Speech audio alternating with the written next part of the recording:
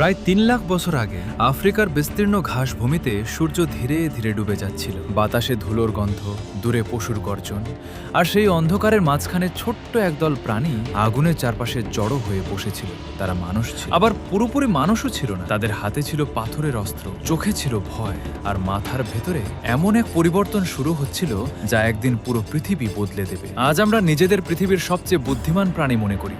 আমরা শহর বানিয়েছি, ভাষা তৈরি করেছি, মহাকাশে পৌঁছে গেছি, কিন্তু সবচেয়ে বড় প্রশ্নটা এখনো রয়ে গেছে, আমরা আসলে এলাম কোথা থেকে? মানুষ কি সত্যি বানর থেকে এসেছে, নাকি পুরো গল্পটাই আমরা ভুল বুঝে এসেছি? এই প্রশ্ন হাজার বছর ধরে মানুষকে ভাবিয়েছে। একসময় মানুষ বিশ্বাস করত আমরা হঠাৎ করে সৃষ্টি হয়েছি। পৃথিবীর প্রতিটি সভ্যতার নিজস্ব সৃষ্টি কাহিনী ছিল। কোথাও মানুষকে মাটির তৈরি বলা হয়েছে, কোথাও দেবতার সন্তান। কিন্তু ১৯ শতকে একজন মানুষ পুরো ধারণাটাই বদলে দেন। তার নাম ছিল চার্লস ডারউইন। ১৮৫৯ সালে তিনি এমন এক তত্ত্ব প্রকাশ করেন যা পৃথিবীকে নাড়িয়ে দেয়: ইভলিউশন। তার মতে পৃথিবীর সব জীব ধীরে ধীরে পরিবর্তনের মাধ্যমে তৈরি হয়েছে, আর মানুষও সেই প্রক্রিয়ার অংশ। কিন্তু এখানেই সবচেয়ে বড় ভুল বোঝাবুঝি শুরু হয়। অনেকেই ভাবে বিজ্ঞান বলছে মানুষ বানর থেকে এসেছে। আসলে বিজ্ঞান সেটা কখনো বলেনি।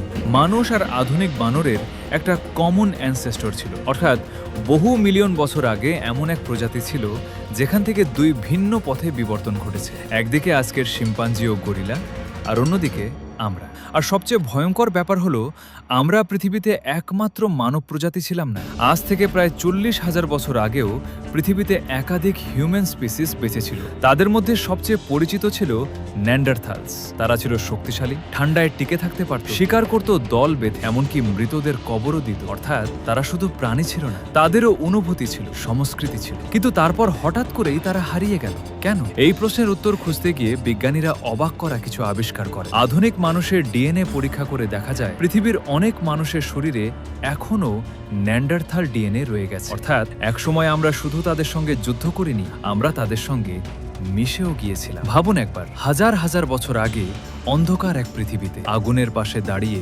দুই ভিন্ন মানব প্রজাতি একে অপরের দিকে তাকিয়ে আছে। তারা আলাদা ছিল, কিন্তু পুরোপুরি আলাদাও ছিল না। এবং হয়তো সেই মিলনের মধ্য দিয়েই তৈরি হয়েছে আধুনিক মানুষ। কিন্তু এখানেই শেষ নয়। বিজ্ঞানীরা আরও এক রহস্যময় মানব প্রজাতির সন্ধান পেয়েছেন, ডেনিসোভ্যান্স। তাদের পুরো শরীর কখনো পাওয়া যায়নি, শুধু কয়েকটা হাড় আর দাঁত। তবুও ডিএনএ বিশ্লেষণ বলে দেয় তারা সত্যিই ছিল। আজকের কিছু মানুষের শরীরেও তাদের জিন রয়ে গেছে। মানে আমাদের শরীরের ভেতর এখনো হারিয়ে যাওয়া মানব প্রজাতির ইতিহাস লুকিয়ে আছে। কিন্তু মানুষের বিবর্তনের সবচেয়ে বড় রহস্য অন্য জায়গায়। প্রায় ৭০,০০০ বছর আগে হঠাৎ করেই মানুষের মস্তিষ্কে এক বিশাল পরিবর্তন দেখা যায়।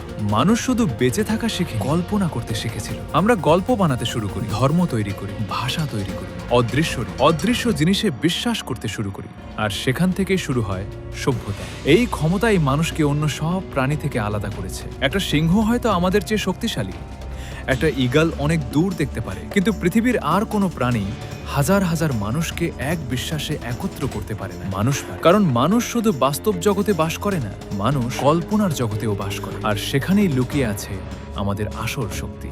আজ আমরা প্রযুক্তির যুগে বাস করছি, আর্টিফিশিয়াল ইন্টেলিজেন্স তৈরি করছি, জিন সম্পাদনা করছি। হয়তো একদিন মানুষ নিজের বিবর্তন নিজেই নিয়ন্ত্রণ করবে। কিন্তু যত আধুনিকই হই না কেন, আমাদের ভেতরে এখনো সেই প্রাচীন পৃথিবীর ছাপ রয়ে গেছে। আগুনকে ঘিরে বসে থাকা ভয় পাওয়া সেই মানুষগুলো আসলে এখনো আমাদের ভেতরেই আছে। তাই যখন কেউ প্রশ্ন করে মানুষ কি বানর থেকে এসেছে, তখন আসল উত্তরটা অনেক গভীর। আমরা শুধু কোনো একটি প্রাণী থেকে আসিনি, আমরা কোটি বছরের পরিবর্তন, সংগ্রাম, ভয়, ভালোবাসা, বেঁচে থাকা আর কল্পনার ফল। এবং হয়তো মানুষের বিবর্তনের গল্প এখনো শেষ হয়নি। বন্ধুরা, এগুলো আমি এআই দিয়ে ভিডিও বানাই, আমি জানি না কতটুকু সত্যি কি কাল্পনিক। আপনারা সবকিছু বিশ্বাস করবেন না।